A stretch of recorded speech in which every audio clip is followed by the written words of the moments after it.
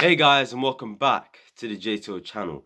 And this is your match preview of Zenit St. Petersburg versus Chelsea tomorrow, 5:45, early Champions League kickoff time. This will determine who will top the group. Obviously, Juventus will face Malmo tomorrow, and all Chelsea have to do if they want to top the group is either match Juventus's result against Malmo or do even better. If we don't match the result and let's say Juventus win 2-0, but we win 1-0. We will not top the group. Juve will top the group due to other things. It won't be due to head-to-head, because if it's down to head-to-head, it'd be us, because we obviously battered them 4-0. But obviously, I think there's other things that come into it as well. So I don't know, innit? But yeah, it looks like we will finish second if we don't do better or match Juve's result. And to be honest, guys, finishing second wouldn't be as bad as finishing first. Obviously, before I before I started recording this video, I looked at the tables. Obviously, Man City, PSG, they're playing right now. From what it looks like, if we finished first, it looks like the teams we could face could be tougher. The likes of PSG will finish second because obviously Man City have topped their group. Liverpool have topped their group, so we'll either face one of Porto, Milan, or Atletico Madrid. One of them guys are going to finish second. And if we finish first, we could face any of those three sides plus PSG. Obviously, Barcelona, as of right now, as I'm recording this video, they are second in their group.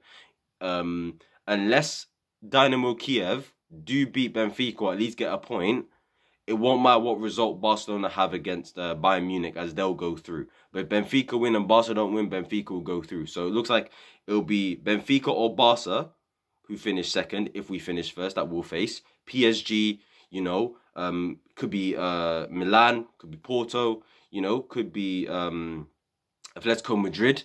And then I've seen that if we finish second, it ain't actually as bad as people think. If we finish second, if we just avoid Bayern Munich, everyone else should be a bit easier.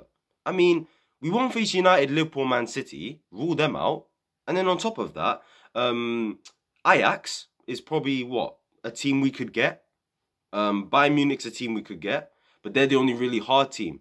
And then there's one of those groups where it's kind of dead, where it's got Lille, Salzburg, Wolfsburg, and Sevilla. We could face any of them if we finish second, whoever tops their group. So if you actually look at the table, guys, if we finish second as of right now, after tomorrow, if the right teams finish first, I mean, it ain't actually that bad.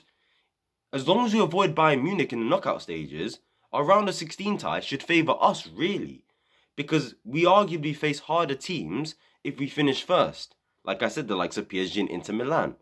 But if we finish second, the only team we really have to avoid is Bayern Munich. And other than that, we can take on Lille if they go through, if they finish first, or Sevilla if they finish first, or Salzburg if they finish first. We can take on Real Madrid. We've beaten them before. Do you know what I mean? We can take on Ajax. Good team, don't get me wrong, but we could take them on. So it looks to me that finishing second wouldn't be as bad as people think. You know, finishing first doesn't always go in your favour, people. Always remember that, innit? So, yeah, that's just my opinion. Obviously, we move on now. Thomas Tuchel's press conference. Obviously, tomorrow's a long trip, long trip to Russia. There's certain players I don't want playing in this game. And obviously, I just think they will, unfortunately. And obviously, we've got an injury crisis at the moment. Obviously, Kovacic is out because he just picked up COVID. He had trained with the team yesterday, but unfortunately, he did test positive for COVID-19. So annoying to hear that. Sad news. I mean, the guy just came back and he just tested positive straight away. Jorginho literally was carrying an injury whilst playing against West Ham. Carried a hip injury. We all know Kante's out. We all know Chilwell's out. And we all know Trevor Chalobah's out. Apparently, he could be back next week against Everton, so hopefully he is. But it looks like those are the 5 players out. Kova, Kante, Jorginho, and then obviously Chilwell and Trevor Chalobah are out.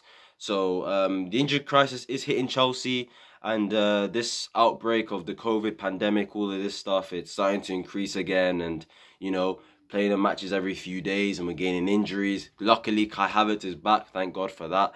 Looks like his injury wasn't as bad as people thought. He was in training yesterday and today from what I have seen of pictures. So that's very good news. And obviously, look, tomorrow, long trip to Russia. There's certain players I'd love to rest, but I don't think they will get a rest just due to injuries and, you know, just due to certain positions that just need to be filled out. So, yeah, obviously, let's get on with it.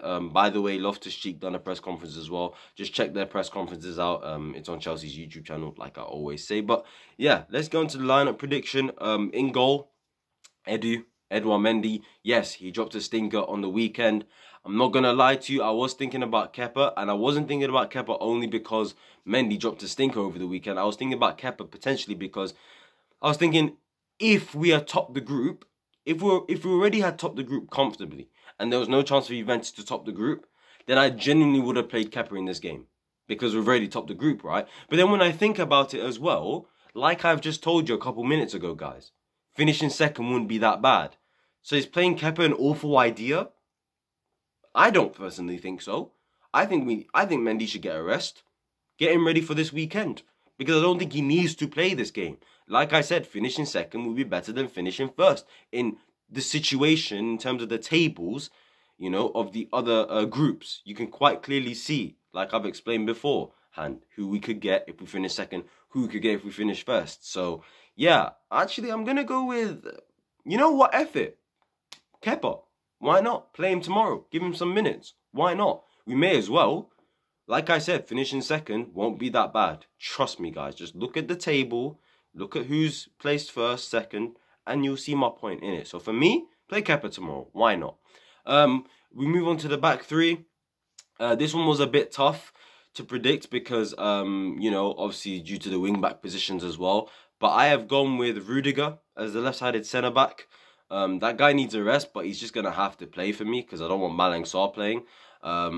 Middle centre-back, Christensen, I want Thiago Silva to get a rest, okay? I don't want him to be in a situation like Watford where he had to come on, okay, at half-time. I don't want none of that in this game, okay? I want Thiago Silva to get a rest, get him ready for this weekend.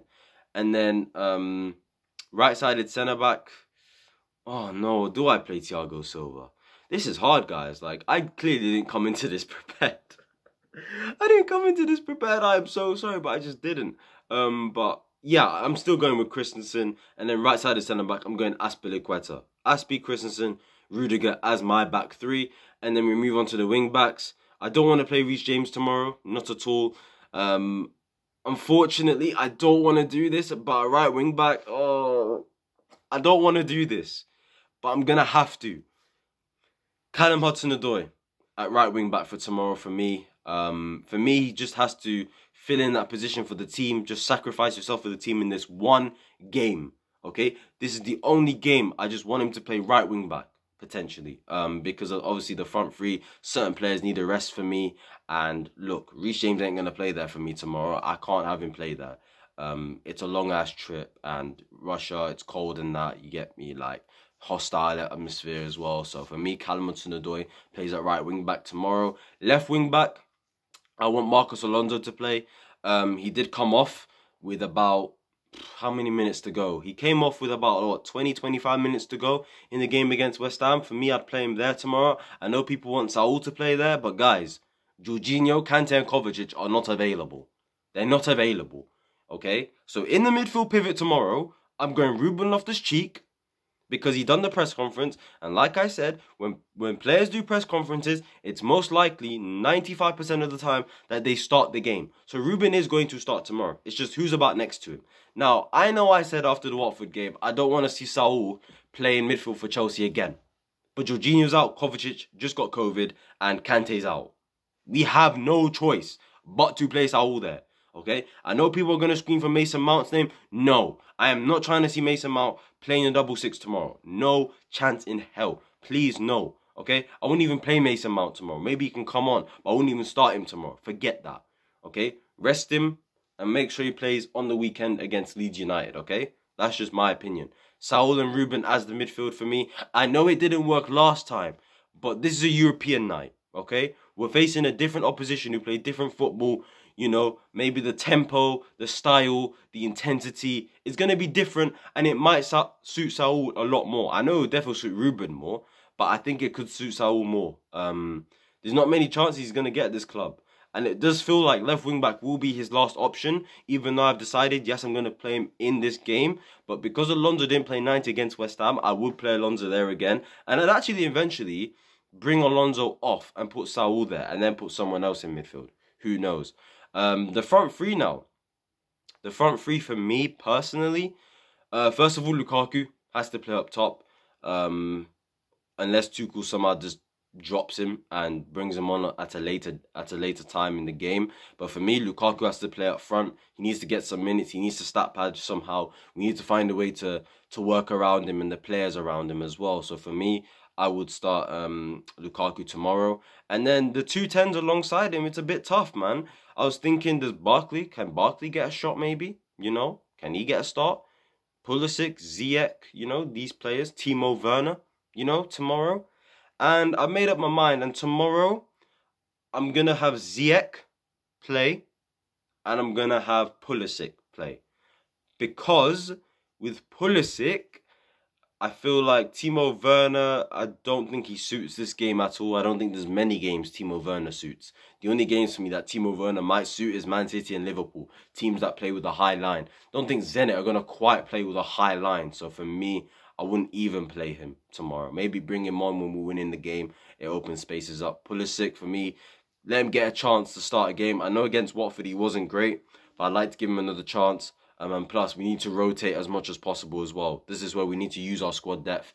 You know, we need to show our players that we trust them as well. And hopefully tomorrow they can go out there and perform. And Ziyech, for me, deserves to continue on his form. I think he played well against West Ham. I think it was really harsh that Tuchel brought him off. But yeah, I would start him tomorrow. Give Mason Mount that rest. Maybe move Callum Hudson-Odoi onto the wing-back position and bring Reece James. Move Callum Hudson-Odoi into the front three eventually as the game moves on to bring Reece James on. You know, just manage the squad correctly, you know. Even those players that played in the last game are going to play again, we have 5 subs. Hopefully we can kill this game off early and then make substitutes. Maybe bring off a Rudiger, you know. Maybe bring off a Ruben, you know, because this is going to be like the 5th game in a row he's going to start. So he might have to come off at some stage. Maybe bring off a Lukaku. Maybe bring off a Pulisic, a Ziyech. I don't know who, but, you know, it'll be an opportunity to, you know, kill the game off and then bring on the Barkleys. Bring on the Harvey Vales, hopefully, so they can get some minutes into their system. And, yeah, guys, for score prediction, I am going to go with a 2-0 Chelsea win, courtesy of Hakim Ziyech and Romelu Lukaku. For me, those would be the scorers. And yeah, guys, if you did enjoy this video, like, comment, subscribe. Tell me your score prediction down below, and tell me your lineup prediction. It's very hard for me to predict this lineup, honestly. Very, very difficult. Injury crisis just hitting. But yeah, like I said, Kepa in goal, Rudiger, Christensen, Azpilicueta, Callum Hudson-Odoi right wing back, Marcus Alonso left wing back. Double pivot of Saul and Loftus-Cheek, a front three of Ziyech, Pulisic, and Romelu Lukaku. I probably got the lineup completely wrong, to be honest with you, and there's probably some names I mentioned that shouldn't be there. I know, Callum Hudson-Odoi, right wing back. I don't want him playing there, but he just might have to. So, yeah, guys, tell me your lineup prediction, tell me your score prediction, like, comment, subscribe, turn on post notifications, and I'll see you tomorrow for the play ratings video and my match review, people, and hopefully Chelsea have won the game. Like I said, finishing second won't be as bad as finishing first. Trust me. Trust me, it's arguably better. So, yeah, guys, I'll see you tomorrow. Peace.